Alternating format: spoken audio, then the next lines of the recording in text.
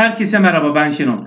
Bu videoda sizlere büyük veri tablolarını küçülterek veya satır veya sütun sayısını azaltarak kendi görmek istediğiniz şekilde nasıl özelleştirebileceğinizi öğretmeye çalışacağım. Ve bu işlemi görünümdeki özel görünümler aracıyla yapacağız. Şimdi benim yaptığım örnek çalışmayı inceleyelim. Ben burada satır ve sütun sayısı olarak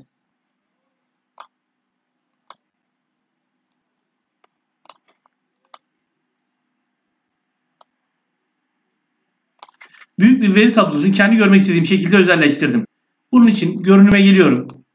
Özel görünümlere tıklıyorum. Ben burada 4 tane farklı formatta özelleştirme yaptım. Özet 1 ile başlayalım. Burada özet 1'in üzerinde zaten göster dediğimde veriyi daralttı. Şöyle bir bakabiliriz. Satır sayısı olarak herhangi bir şey yapmadı. Sadece sütunları çekti. Çünkü ben bu şekilde görmek istiyorum. Prosesi, makineyi, seri adını ve bunları görmem benim için yeterli. Bir haftalıkta ihtiyacı görsem yeterli. Peki diğerlerine bakalım. Özet 2'ye tıklayalım. Bakalım ne olacak. Bu sefer de bu şekilde yaptı ve uzun vadede yine tarihleri aldı. Diğer veriler almış oldu bu şekilde. Şimdi yerine geçelim. Özet 3'te sadece boyahaneler aldı. Ve son olarak da özet 4'e bakalım. Bu sefer de montaj prosesini M10 makinesini süzdürmüş.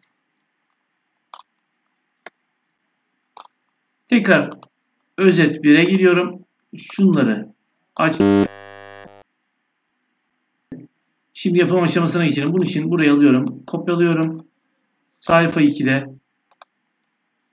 özel yapıştır değerleri, özel yapıştır biçimleri diyorum.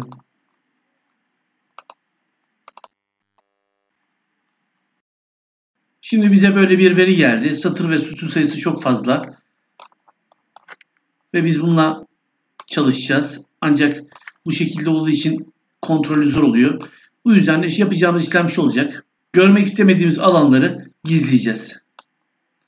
Ben şöyle yapacağım. Montaj ve makineyi bırakacağım. Şuradaki ürün ağacı ürün kodunu bırakacağım. Şunları gizliyorum. Şu tarafları da gizliyorum. Şimdilik şöyle yapalım. Şuraya kadar bir gelelim. Bunu gizledim.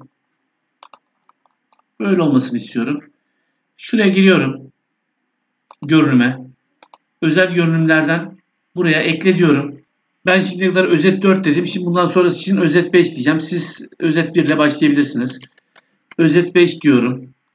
Tamam diyorum. Tekrar açtıralım. Şimdi bu sefer şöyle görmek istiyorum. Şunları gizliyorum. Şurası kalsın ve şurada 3 gün kalsın. Diğer günleri gizliyorum.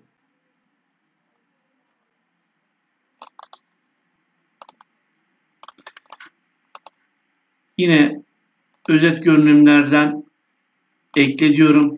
Özet 6 diyorum. Tamam. Şimdi tekrar araştırıyorum.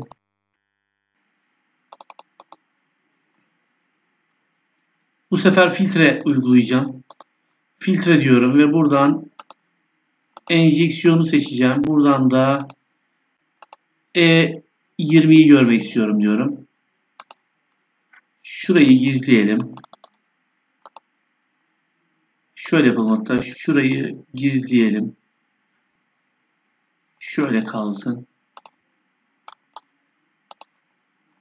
Tekrar görünüm. Özel görünümler.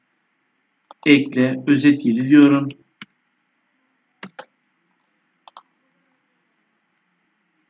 Filtreyi kaldırıp tekrar açtıracağım.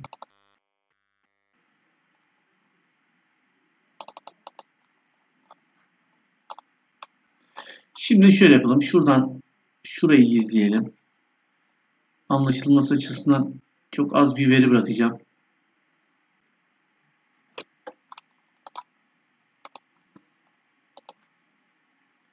Şurayı gizleyelim.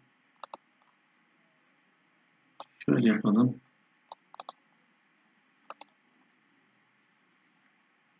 Şuradan ötesini gizleyelim.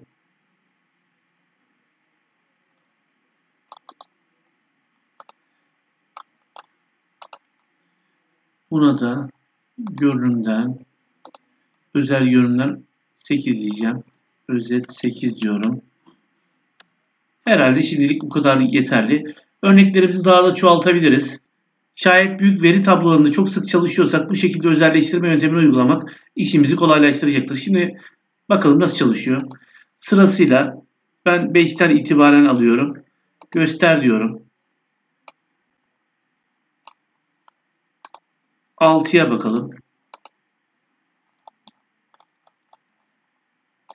7 ve 8 diyorum. Özel görünümlerle ilgili anlatacaklarım bu kadar. Umarım videomu beğenmişsinizdir. Bundan sonraki videolarımı takip etmek ve öğrenmek isterseniz kanalıma üye olmanızı ve yeni videolarımdan haberdar olmanız için de bildirimleri açmanızı rica ediyorum. Şimdilik kendinize iyi bakın. Daha sonra tekrar görüşmek üzere.